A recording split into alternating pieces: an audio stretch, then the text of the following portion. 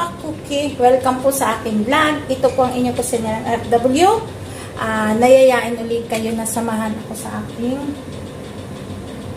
pagluluto ngayon. Magluluto po tayo ng chicken curry.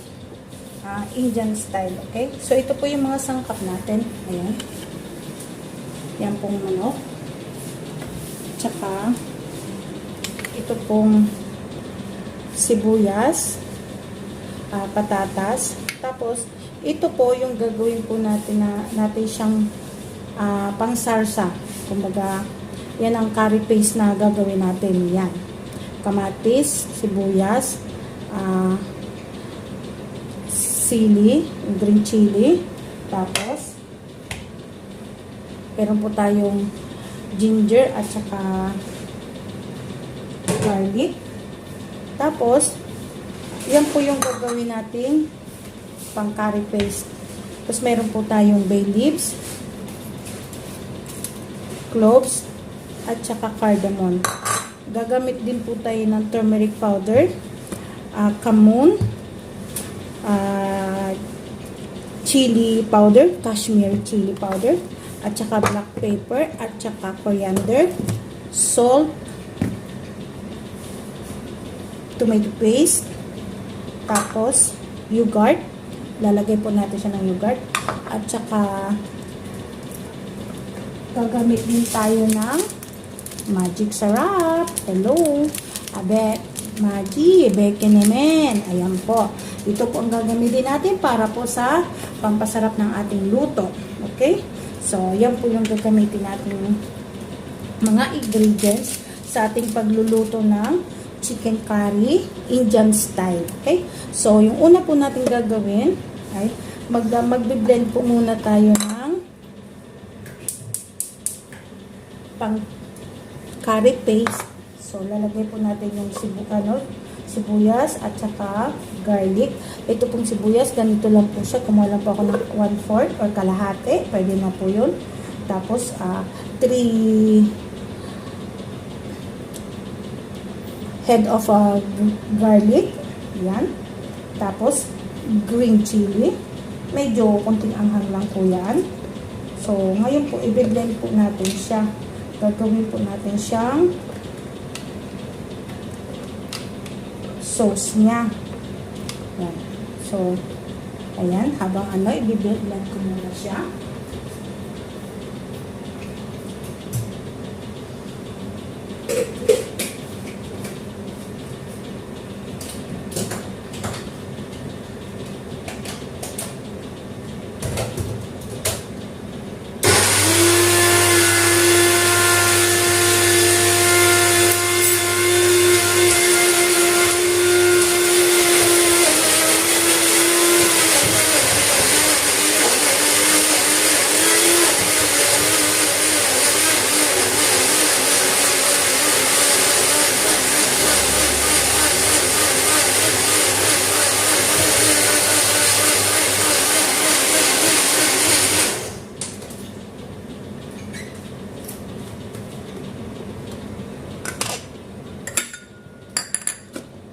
So, ito na po yung ating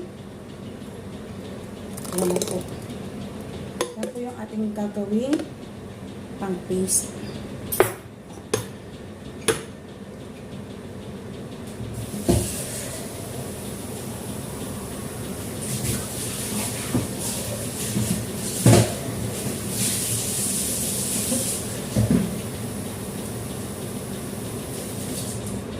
So, ito na po yung natin, mga sangkap natin. So, mag-start na po tayo ng pagluluto. Ayan. Start na po. Habang pinapainit ko po yung ating kasirola. Ayan po, sorry po Ayan.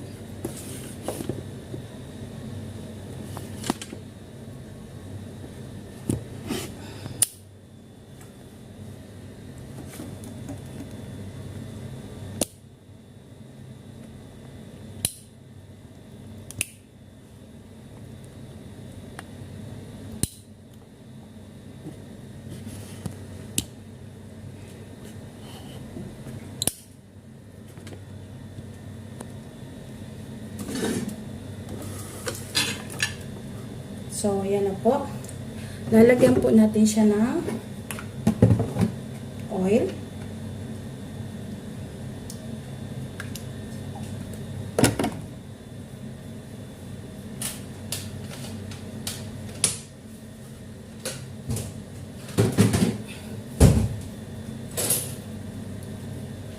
Tapos, ano na po natin yung bay leaves para hindi kagad siya masunog, tsaka yung cardamom at tsaka yung cloves, okay? So, ano yun muna natin. Ngayon po, yung yogurt po, kailangan po natin siyang i-mix ng maayos para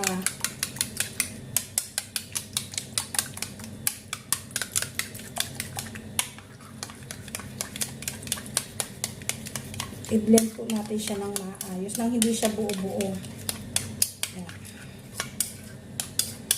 So, yan na po natin. Lalagyan na po natin ng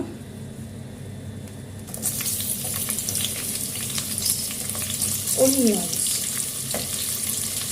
Madami po yung onion yan kasi para maano yung aroma niya. Dinamihan natin yung onions.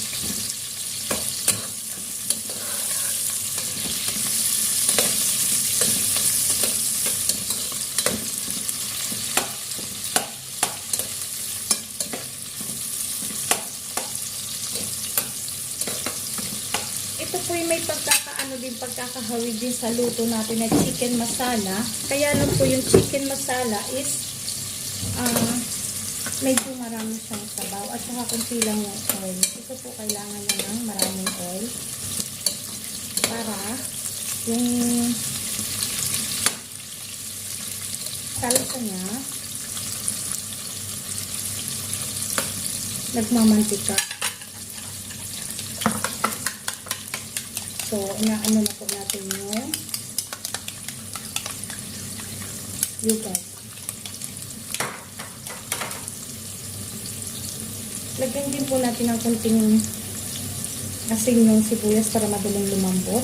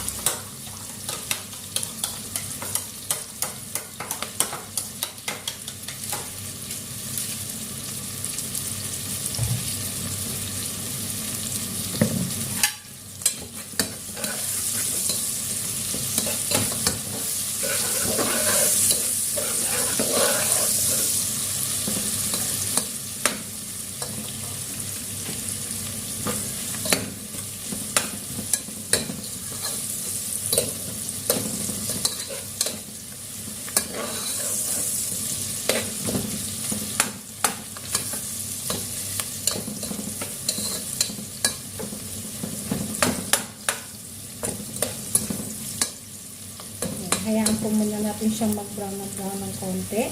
Yan. So, habang kailangan po natin i-blend ng maayos yung yogurt para hindi po siya magbuo-buo.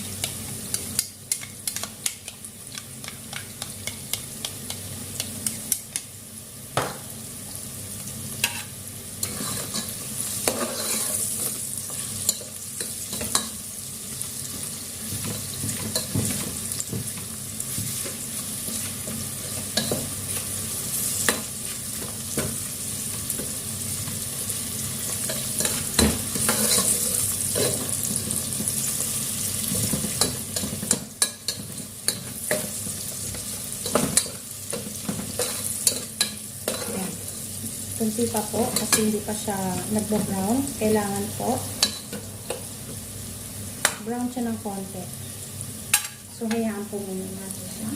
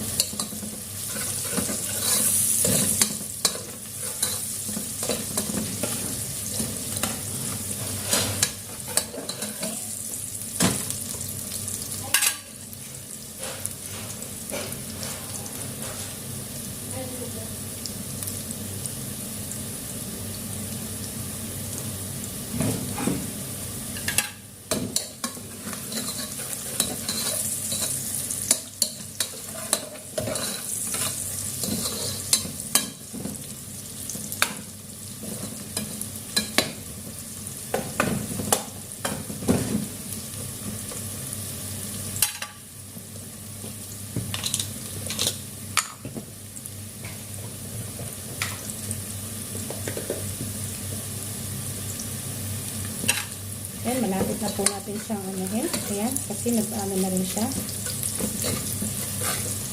Malapit na siya magkulay brown.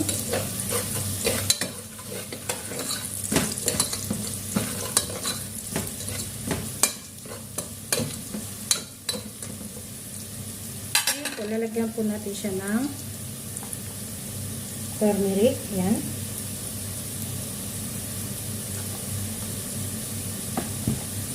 Tapos, lagyan natin siya ng chili powder.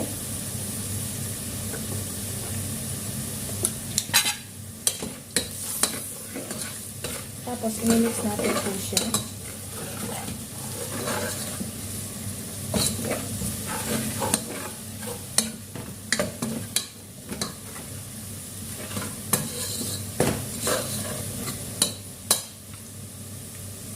Saka natin siya lagyan ng tomato paste. Ayan.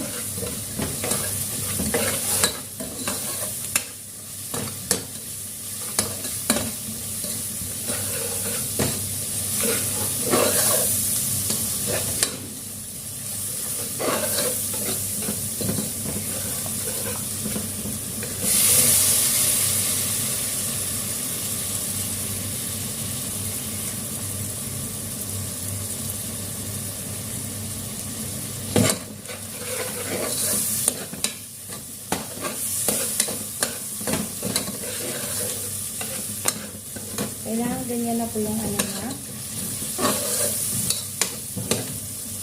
Saka po natin ilalagay yung manok.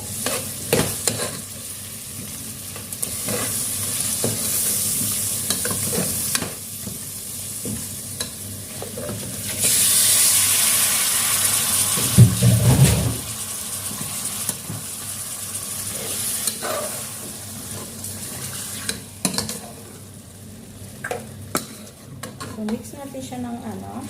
Yan.